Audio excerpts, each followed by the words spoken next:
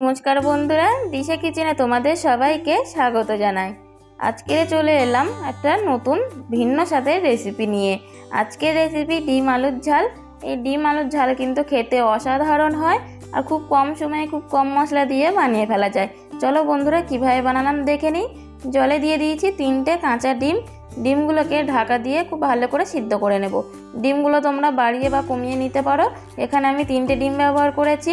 ডিমগুলো খুব ভালো করে সিদ্ধ করা হয়ে গেলে ছাঁকুনি করে ডিমগুলোকে ছেঁকে গরম জলে থেকে তুলে নিয়েছি।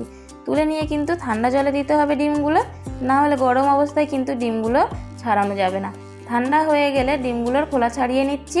ডিমগুলো খোলা ছাড়ানো হয়ে গেলে ডিমের গায়ে কিন্তু একটা সাদা মতো স্পট পড়ে থাকে, সেটাকেও কিন্তু তুলে ফেলতে হবে, না হলে কিন্তু ভাজার সময় ডিমগুলো ফেটে তেল ছিটকাতে পারে।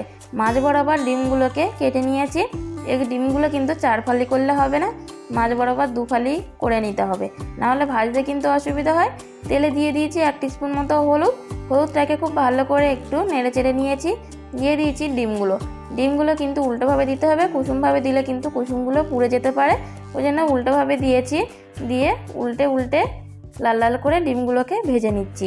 একদম হালকা আঁচে রাখতে হবে, না হলে ডিমগুলো কিন্তু পুড়ে গেলে একদমই ভালো স্বাদ আসে না। ভালো করে ভাজা হয়ে গেলে একই তেলে দিয়ে দিচ্ছি কুচনো কাঁচা পেঁয়াজ, একদম পাতলা পাতলা করে দিতে হবে। দিয়ে দিচ্ছি অনেকগুলো শুকনো লঙ্কা। এখানে তোমরা কাঁচা লঙ্কা ব্যবহার করতে পারো, ঝালের জন্য আর একটু রঙের জন্য এখানে শুকনো লঙ্কা ব্যবহার করেছি।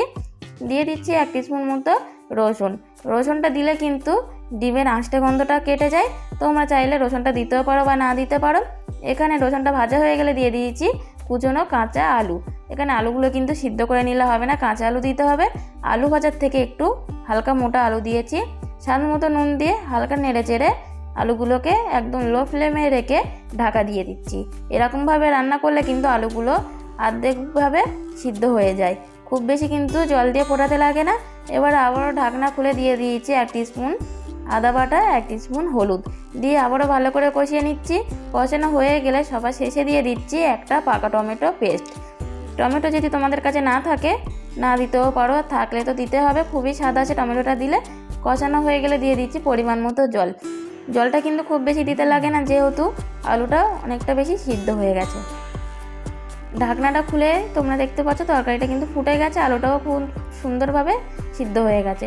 ভাজা মশলায় দিয়ে দিচ্ছি জিরের গুঁড়ো, গরম মশলা দিয়ে ডিমগুলোকে দিয়ে হালকা নেড়ে চেড়ে আবারও কিন্তু ঢাকা দিয়ে দেবো।